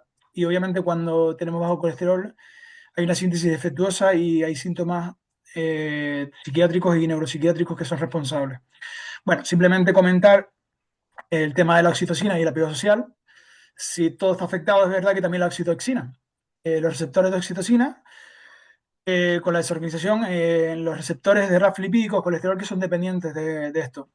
A un bajo colesterol, una desorganización, como comentaba antes, de los RAF lipídicos, provoca una baja sensibilidad a la oxitocina y una dificultad para conectar emocionalmente. Y esto lo que puede provocar es un aislamiento social. Esto lo vieron en estudios con animales, en ratas de pradera monógamas. Y cuando se aplicaba una dieta baja en colesterol, dejaban de formar pareja. Bueno, es un dato curioso. Bueno, otro efecto neuropsiquiátrico bastante relevante, la inmunodeficiencia, la vulnerabilidad a las infecciones. Hay que replantearse un poco cómo funciona el EL, yo lo que decía antes. También tiene una función no solo como transportador de lípidos, es un componente funcional del sistema inmune innato. Es decir, específicamente el EL se une a endotoxinas bacterianas, liposacáridos, las neutraliza. Esto lo comentaba en la conferencia anterior, va porque también afecta al tema intestinal. Es interesante. Y esto es una función defensiva que habitualmente ignoramos. En estudios de un estudio clásico de NTA y colaboradores, ratones con LL, receptor knockout, que simulan colesterol bajo, reveló un hallazgo que fue bastante dramático, es que estos animales presentaban 10 veces más mayor susceptibilidad a sepsis inducidas por liposacáridos comparado con controles. Y curiosamente esto no fue nada marginal. En estudios epidemiológicos con humanos, en RFID y el estudio de San Francisco, pues demostraron que en RFID, con hombres con colesterol basal por debajo de 160, presentaron 4 veces mayor riesgo de mortalidad por SIDA en era tratamiento antirretroviral. Y en el estudio de San Francisco, pues sujetos con colesterol inicial de menos de 160 aumentaron 2,3 veces más hospitalizaciones por neumonía, influenza, sepsis. Y el efecto más pronunciado durante los 10 años siguientes de mantener el colesterol bajo sostenido. En cuanto a las infecciones, entender que simplemente de la inmunología, vamos a la psiquiatría y las infecciones crónicas a consecuencia de predecible del colesterol bajo generan inflamación cerebral persistente a través de mecanismos que son bastante conocidos y partimos del síndrome de fatiga posviral, que es un patrón que se hace una infección viral leve, hay una recuperación aparente, hay una fatiga crónica incapacitante que persiste durante años. Y esto se produce porque la microglía cerebral se activa, la inflamación, se produce una producción de citocina de manera persistente, hay una disfunción mitocondrial neuronal. Los síntomas van a ser agotamiento extremo, brain fog, depresión. Esto lo vemos en el virus de Epstein-Barr con el colesterol bajo. Hay una probabilidad de 3,5 mayor del síndrome de fatiga crónica y una duración de 4 a 8 años sin remisión espontánea. En la depresión inflamatoria post-infecciones, pues bueno, vemos que en pacientes al tener una infección, cuando tiene una infección, neumonía, sepsis, si hay un tratamiento exitoso de infección, pues persiste una depresión profunda durante 6 a 12 meses. Y esto es debido a citocinas proinflamatorias como la interleuquina 6, el factor de necrosis tumoral, que van a dejar una inflamación residual. La microglia permanece parcialmente activada y se van a ver comprometido la síntesis de BH4, como hablamos antes. Inducen a la apoptosis neuronal y en el hipocampo. Los datos dicen que después de sepsis severa, colesterol bajo previo, el 40 o 50% desarrollan depresión mayor documentada. La respuesta deficiente al antidepresivo, depresión resistente, y una remisión solo con tratamiento de inflamación de fondo. Eso lo comentaba y hago énfasis en el tema de la inflamación. La disfunción cognitiva, como otro de los síndromes, en posinfecciones, pues el patrón brain fog persistente, que lo vimos en el COVID-19, la influenza, y en pacientes que nos refieren que ya no puedo concentrarme, memoria como si nulada, y esto se debe a los mecanismos de astrocito, sí, estoy ahora ya, están mezclando de glías con astrocitos. Los astrocitos dañados por inflamación. Hay una síntesis defectuosa de factores neurotróficos y la microglia destructiva que elimina las conexiones sinápticas. Y va a haber una disfunción mitocondrial en la corteza prefrontal. Otro de los síntomas, voy a ir un poquito más rápido para no abordar, porque creo que me estoy alargando bastante, los síntomas piramidales. El síndrome de los movimientos lentos. La prevalencia está subestimada en cuanto que es un efecto neurológico que es frecuente, pero se infradiagnostica porque estos síntomas que se inducen por estatinas no se tienen en cuenta que están inducidos por ella. Y la prevalencia se habla de un 5 o un 10% de los pacientes en tratamiento. Vemos que los pacientes presentan un patrón que raramente lo atribuimos a las estatinas, como son la bradiquinesia, la rigidez muscular leve, la cinesia facial, la marcha lenta. Bueno, lo más importante es la latencia aumentada en la respuesta motora. El paciente tarda más en iniciar el movimiento. La evidencia neurológica al respecto, en un estudio de Sebastián Alejas y colaboradores, evaluado 250 pacientes con consumo de estatinas respecto versus 250 controles, con protocolos neurológicos estandarizados. Los resultados fueron significativos en cuanto que el 12% de pacientes que tomaban estatinas presentaban síntomas extrapiramidales versus el 2% de los controles. Y lo fundamental era que el 80% de los síntomas mejoraron completamente al suspender la estatina. En cuanto a la dopamina, los ganglios basales, la explicación es un poco más elegante, digamos, y la síntesis de dopamina y la función de sus receptores en los ganglios basales depende del colesterol de la membrana, como lo comentábamos. El colesterol bajo equivale a una disminución de dopamina estriatal, lo que genera síntomas parkinsonianos leves. Y este fenómeno es análogo al síndrome parkinsoniano inducido por neurolépticos. Es mediado por estatinas en lugar de bloqueadores dopaminérgicos. Bueno, en cuanto a la disfunción mitocondrial, que creo que es un tema apasionante, y el síndrome metabólico cerebral, aquí se van a converger varios mecanismos. Y todos los procesos anteriores convergen a este punto final común, a ser la disfunción mitocondrial, que creemos que es un denominador bioquímico que unifica múltiples sistemas y aparentemente que se van a considerarse dispares. Tenemos por un lado la inhibición de la coenzima Q10, factor energético. Las estatinas reducen, como decía antes, la coenzima Q10 en un porcentaje bastante elevado, y esto no es menor, porque es esencial para la cadena de transporte de electrones mitocondrial. ¿Qué va a pasar cuando lo reducimos? Pues vamos a disminuir la producción de ATP mitocondrial. Lo que va a producir a nivel clínico es fatiga a nivel mental y disfunción cognitiva persistente. La disfunción de la membrana mitocondrial, que son ricas en colesterol, como lo hemos comentado varias veces, y se va a ver afectada cuando el colesterol sea bajo, porque va a hacer que la mitocondria sea permeable, lo que va a provocar un disparo en la apoptosis celular y va a utilizar la energía mitocondrial se va a fragmentar. Y obviamente, como decía, la membrana pierde integridad y estructural en toda su estructura, porque obviamente sin el colesterol se afecta. Por otra parte, la cascada de estrés oxidativo, esto es más lineal y directo, es decir, el colesterol bajo va a hacer que reducir la coenzima Q10, va a acumular radicales libres mitocondriales y va a provocar un daño oxidativo en el ADN mitocondrial, y lo que va a provocar una difusión energética cerebral sostenida. En cuanto a los síntomas clínicos del síndrome metabólico cerebral, pues nos encontramos desde fatiga mental crónica, No mejoran ni siquiera con descanso y sueño, intolerancia al ejercicio, niebla mental persistente, síntomas depresivos atípicos. Y este último síntoma es diagnóstico. Cuando un paciente reporta, no me siento triste, pero estoy tan cansado que no puedo funcionar, es depresión atípica por disfunción mitocondrial, no depresión clásica. Puedes indicar esto. O sea, hay que tenerlo en cuenta, porque no hemos valorado en ningún momento que puede verse debido a estos factores. Y simplemente comentar que un estudio de Philips y colaboradores realizó biopsias musculares en pacientes con miopatía inducida por estatina. Y lo curioso es que los hallazgos fueron que el 60% presentaban disfunción mitocondrial objetiva. Precisamente la coherencia muscular había reducido en un 52%. Esto implica que la difusión mitocondrial ocurre en el músculo esquelético, ocurre en el cerebro bajo la misma ruta bioquímica y no es una coincidencia tisular, es coherencia biológica. Y esto es muy destacable. Bueno, y aquí vamos a quitarnos ya la parte bioquímica, que a quien le guste maravilloso y a quien no, pues lo sufrió. Pues, y nos quedamos con el tema del reporte. Es decir, aquí hay una parte importante y es un problema mayor que es verdad que en muchos casos que no estamos viendo no aparecen en la literatura.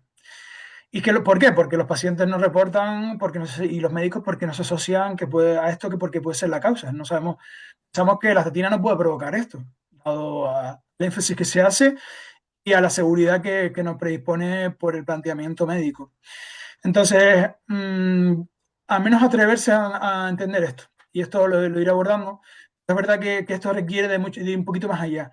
Y esto es lo que plasmo con la concepción del primum non nocere, que en la era de la medicación, es decir, significa primero no hacer daño. Es decir, tenemos que como profesionales de salud vamos a tener en cuenta una responsabilidad ética, es decir, y va a trascender más allá de lo que vaya puesto en unas guías clínicas. Y obviamente el no hacer daño no significa únicamente evitar el daño, que va a ser obvio. Significa algo mucho más profundo y es, en primer momento, cuestionar los paradigmas establecidos. ¿Sí? Cuestionar no en ningún momento no considero que sea irresponsable, es un acto fundamental de la ciencia. Esto hay que tenerlo en cuenta, esta es nuestra visión desde el grupo NUME, vamos a cuestionar cosas. No vamos a quedarnos simplemente en la evidencia que nos plasman ciertos expertos, la industria o quien sea. Y la ciencia basa refutando las hipótesis y no generando de forma indefinida una teoría perpetua. Las directrices médicas, por lo tanto, no creo que deban de ser dogmas. Son guías que van a ser sujetas a revisión cuando la evidencia cambia. Revisemos la evidencia y con rigurosidad. Una directriz antigua que contradice una nueva evidencia no va a ser una verdad, es a defender, es decir, no nos pongamos una defensa, va a ser una creencia que vamos a actualizar, está desactualizada, pues actualicémosla por lo tanto. Buscar la evidencia de verdad, es decir, no nos conformemos, es decir, leer estudios a todos nos apasiona, pues no, ¿verdad que no? Leer un estudio no es un tostón y meterse un par de minutos, media hora leyendo un estudio, pues es difícil, es complicado y no es pesado. No nos dediquemos solo a leer los resúmenes y los abstracts, ahí nos quedamos muy cortitos. Buscar datos de eventos adversos en bases de datos regulatorias, tanto las que aparezcan en Estados Unidos como las que aparezcan aquí, a verse ciertas bases de datos regulatorias y que reportan muchos efectos adversos de otros países no pueden indicar cosas, hay que observarlos también. Y obviamente escuchemos al paciente cuando reportan síntomas. El paciente que va a reportar una depresión resistente, una persistente, después de iniciar estatina, no está imaginando, es decir, pues tiene unos efectos. Y el paciente con disfunción sexual no es pura coincidencia, ya tenemos que tenerlo en cuenta. El paciente con cierta confusión cognitiva tiene síntomas reales causados por este tipo de agentes. Es decir, tengamos en cuenta esto. En cuanto a proteger a los pacientes del sobrediagnóstico y sobretratamiento. Y ahí es una de las cosas importantes. Es decir, pensamos que más medicación no es mejor medicación. A veces la mejor intervención es no intervenir. A veces la mejor medicación es suspender la medicación. Tengamos en cuenta esto. Al igual que va relacionado con eso, de conocer el daño iatrogénico. ¿Verdad que es doloroso admitir que cuando causamos daño? Es decir, yo soy psicólogo, yo no puedo recetar. La verdad que puedo aplicar una terapia y puede tener un daño en la terapia, aunque sea psicológica. Entonces, tengámoslo en cuenta cuando si podemos recetar. Profesionalmente, yo sé que es un punto de vista un poco amenazador, y admitirlo no significa debilidad. Yo creo que es un punto de vista más profesional si cabe. Y obviamente, yo creo que hay que tener en cuenta que hay unas barreras, como pongo ahí. Las barreras van a ser reales. Es decir, yo puedo tener miedo si fuera, obviamente, un médico de medicina familiar, medicina primaria, miedo a la cardiología. Es decir, no soy especialista, lo entiendo, es entendible, tenemos ese miedo. es una barrera, por lo tanto. Miedo a no seguir las directrices, como decía antes, es decir, sacarnos fuera del protocolo. Miedo a que nos acusen de negligencia médica, obviamente, es decir, que nos acusen de no haber ido por el camino correcto del dogma científico. Eh, Obviamente, en gran parte de esta conferencia lo que buscamos es explicar un poco los efectos adversos de las estatinas y desmontar un poco el mito del colesterol. Hay que conocerlo, por lo tanto. Entonces, hay un cierto desconocimiento que es genuino de estos efectos. Y obviamente, por último, es cognitivamente mucho más fácil recetar que retirar una medicación. O sea, es mucho más fácil. Aportar un medicamento más, pensamos que no tiene esos efectos. Entonces, yo lo que planteo es que no deben ser excusas las barreras, pero es verdad que son problemas a resolver y esto hay que tenerlo muy en cuenta. Por otra parte, esto sí hay que tenerlo en cuenta. Hay mucha evidencia que va más allá de una estatina y esto hay que llevarlo a cabo. Es decir, el enfoque actual es básicamente muy primitivo, es decir, colesterol alto equivale a estatina. Propongo un modelo que va a ser un poco más diferente, es decir, no creo que es un modelo que todos podemos llevar a cabo y creo que puede tener un impacto, que simplemente tener en cuenta desde la evaluación de forma más integral y reemplazar los números, simplemente números, y atendamos al riesgo real de la causa que esté provocando la sintomatología del paciente o lo que le puede llevar a un riesgo cardiovascular en este caso. La inflamación crónica, es decir, es un factor subestimado. La inflamación sistémica predice eventos mejor que el colesterol en la mayoría de poblaciones y en muchas además. Factores, marcadores que tener en cuenta. Yo hablaría de proteína C reactiva, de niveles bajos, menos del 1 miligramos litro, la interleuquina 6 por debajo de 3, el factor TNF, alfa por debajo de 2. Y cuando vemos un paciente hay que tener en cuenta, y obviamente yo soy psicólogo, no atiendo pacientes que tienen cuadros de este tipo, pero sí estoy pidiendo analíticas que nos ayudan a entender un poco la sintomatología del paciente y para abordarlo de forma integral. Y la inflamación no solo se trata desde el punto de vista de médico, sino obviamente del cambio de estilo de vida y los psicólogos estamos por esa parte. Entonces, cuando vemos una proteína C reactiva por debajo de 1 miligramo, incluso un EL por encima de 180, entender que eso no produce un efecto a nivel de evento cardiovascular. Y esto es verdad que contradice un poco la práctica estándar. Por otra parte, la función endotelial directa, la salud del endotelio, es un parámetro fisiológico que importa bastante y eso sí que tener en cuenta. Tenemos en cuenta la rigidez arterial, la función endotelial, y esto medido con varias pruebas. El IMT carotídeo, es decir, la placa. Hablamos también de la insulinoresistencia y la glucotoxicidad, es decir, la glucosa, y esto ya lo hablaba en la anterior conferencia, la glucosa elevada daña el endotelio de manera más directa que el colesterol. Y esta es la clave, un poco que nosotros abordamos muchas veces. La glucosa nos va a impactar más que mirar ese dato tan maravilloso del colesterol. Y por el tanto, en marcadores como la glucosa en ayuna, por debajo de 90, la insulina en ayuna, el OMA, y la hemoglobina glicosilada, la medición durante varios meses, la medición que estima durante los últimos 3 meses, que esté por debajo de 5,5, van a tener más impacto sobre la salud del paciente. Por otra parte, vamos a llevarnos más allá del LDL. Entonces, cuando midamos el perfil lipídico, tenemos el ApoB, los triglicéridos entre el HDL, esa relación, esa fórmula, el complejo lipoproteína A, midiéndolo una vez ya sabemos cómo va a estar toda la vida porque es genético. El patrón LL, no nos quedemos que LL es una partícula, hay diferencias de partículas, patrón A y patrón B, patrón A sin riesgo, patrón B con riesgo.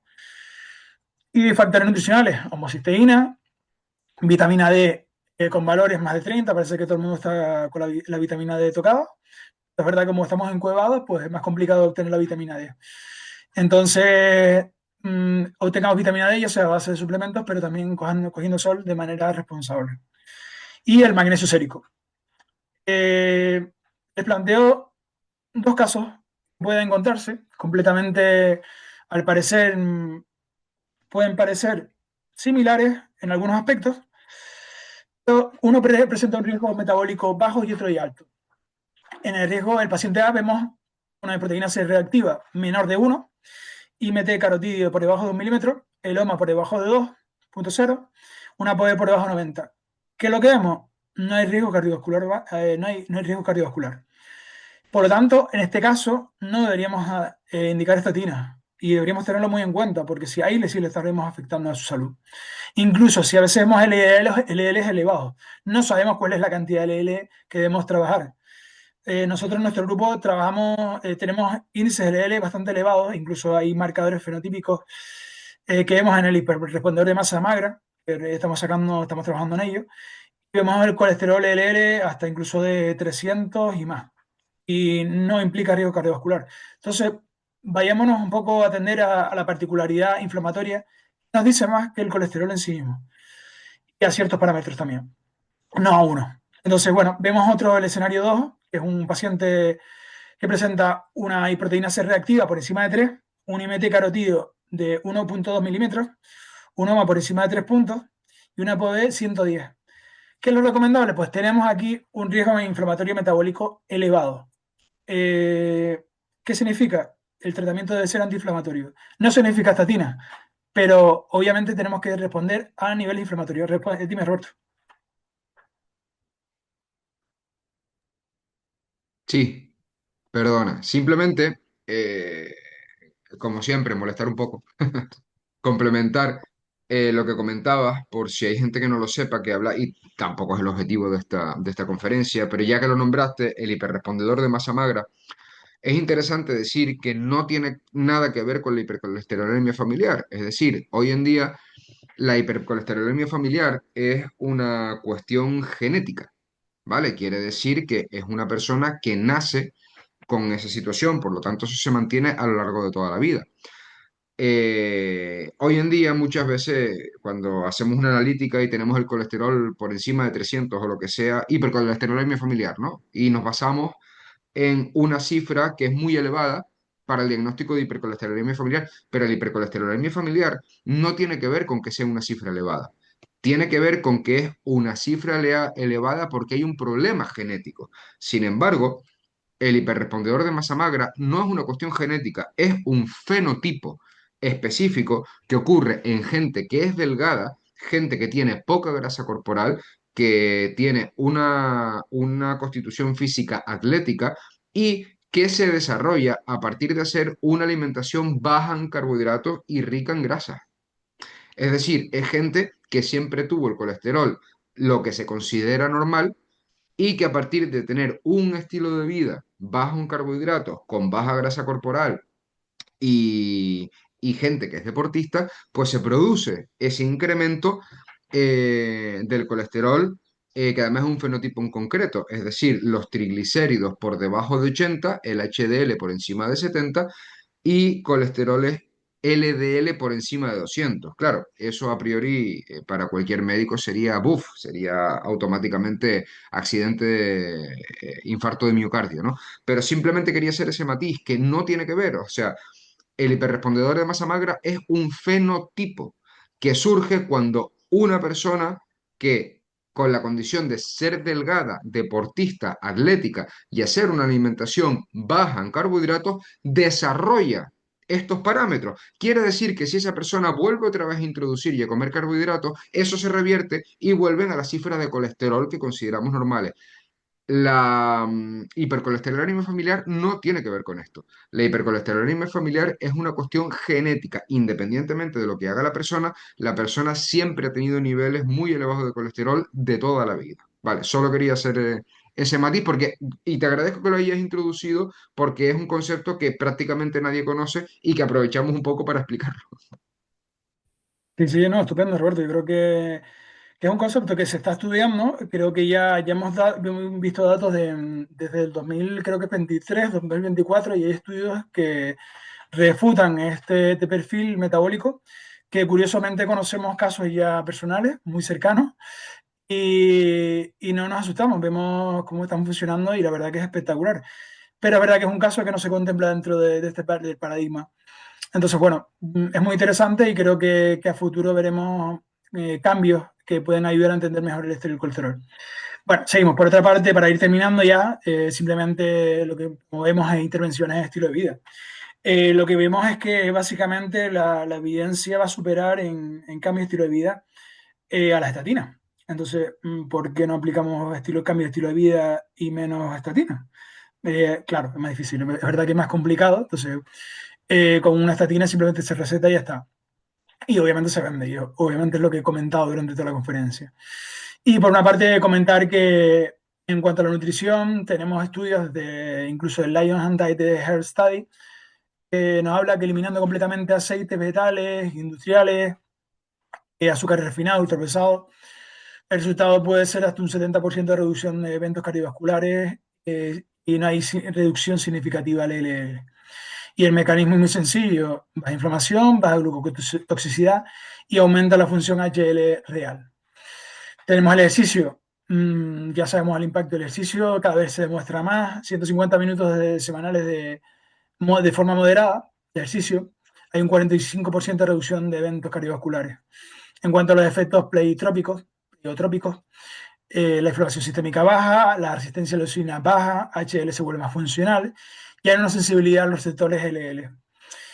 El ayuno intermitente, que está famoso ayuno intermitente, pero hay que trabajarlo y hay que entenderlo porque se practica de muy mala manera y se explicita como una forma de bajar de peso y no tiene nada que ver con eso. Eso sería muy interesante porque en el grupo Numen lo trabajamos y creo que no tiene nada que ver. Se trabaja el metabolismo, no es la baja de peso. Y el mecanismo lo que ayuda, sí es verdad, a bajar la glucosa, los triglicéridos, aumentar la sensibilidad a la insulina, aumentar la cetosis cuando se utilizan las grasas como combustible a nivel neuronal. Los resultados que se encuentran muchas veces, estamos hablando de un 30% de reducción de marcadores de eventos cardiovasculares. Y efectos neurológicos ya los dije en la anterior conferencia, BNDF aumenta, neurogénesis hipocampal y mejora bastante la cognición. Obviamente el manejo del estrés a través de diferentes formas, mindfulness, yoga, bueno, el manejo del estrés es filosofía de vida, son muchas más cosas que estas dos técnicas, tienen una evidencia empírica, pero bueno, esto es interesante verlo desde un punto de vista de cómo lo vemos en nuestra sociedad. Bueno, el sueño, 7-8 horas de calidad de sueño, de calidad, baja la inflamación hasta un 30%, y la suplementación, encontramos desde, creo yo que la suplementación se habla mucho de suplementación, esto es un tema muy interesante, pero a veces no entendemos que la mejor suplementación es la comida, la alimentación. Y no vale con decir una alimentación equilibrada, como de todo, no. Comer de todo no es alimentación equilibrada. Hay que entender qué funciona a nivel nutricional y cuál es la densidad nutricional. Incluso cuando uno hace la lista de la compra, tiene que saber qué nutrientes está comprando y qué es lo que quiere llevar a la boca. No vale con simplemente es equilibrado o no es equilibrado, no hay que saberlo. Y eso lo veo día a día, así que suplementación, bueno, el omega 3 es muy bueno porque tenemos una falta de omega 3 derivado de muchas cosas. Entonces el omega 3 nos ayuda porque tiene un efecto antiinflamatorio que podemos tener a través de la alimentación, como los pescados, bueno, y otro tipo de cosas, pero bueno, en suplemento se puede aplicar. La coenzima Q10, obviamente por la estatina. Hay que tomarla y creo que es necesario. Magnesio, la curcumina y vitamina D. Bueno, como decía, los estilos de vida funcionan no porque reducen el LDL, sino porque bajan la inflamación sistémica, crónica, la glucotoxicidad, aumenta la función mitocondrial, como ya explicamos en la anterior conferencia, y aumenta la neuroprotección. Y esto reduce lo que es verdad, eventos reales, y no solo son números. Por último, y quiero dejar tres mensajes que creo que son claves. Las estatinas son fármacos que son utilizados muchas veces para hombres de mediana edad con una enfermedad cardiovascular establecida, y lo que no se deberían convertir es en vitaminas para la población general sana. Entonces, deberíamos responder a factores que vienen de riesgos reales. El riesgo cardiovascular real se evalúa con inflamación, función endotelial, metabolismo glucémico y no con un número de colesterol. Y por último, las intervenciones de estilo de vida no deben ser complementarias. Deben estar ahí primero como prevención primaria y no deberían estar las estatinas en ese lugar, salvo en especificaciones concretas. Y bueno, estos son libros que hemos tenido bastantes investigaciones, aparte hemos andado mucho en investigaciones y en revisiones y en metaanálisis. Destacar simplemente estos, que me parecen muy interesantes, a cualquiera que quiera indagar un poquito más sobre el colesterol y que quiera entender un poco a veces el rollo que yo suelto y las palabras como me trabo yo como un trabalenguas hoy que tengo el trabalenguas metido. Entonces, si hoy no me salió ninguna palabra. Entonces, quien quiera abordarlo y cualquier cosa, contacte con la EN, con el grupo NUME y cambien el estilo de vida o promuevan un estilo de vida sano. No se queden en simplemente tengo el colesterol elevado. Nada, muchas gracias. te dejo para finalizar, Roberto. Bueno, muchísimas gracias Samuel por tu conferencia magistral, me ha parecido espectacular. Creo que lo poco que dije yo del colesterol, tú lo has complementado muchísimo más y lo has hecho genial. Así que nada, esta sesión queda grabada, se difundirá para que todo el mundo tenga acceso de forma gratuita, pública y universal a información y resultados de investigación recientes. Se han hablado de muchas cosas que se han publicado recientemente, información nueva. Entonces, pues obviamente creo que eso tiene un valor añadido. Creo que nosotros del Grupo NUMES y nosotros personalmente, este concepto que no siempre se cumple de ciencia abierta, nosotros sí lo llevamos a rajatabla y esto es ciencia abierta de verdad para todo el mundo, con lo cual muchísimas gracias por contribuir a ello. Así que nada, un placer.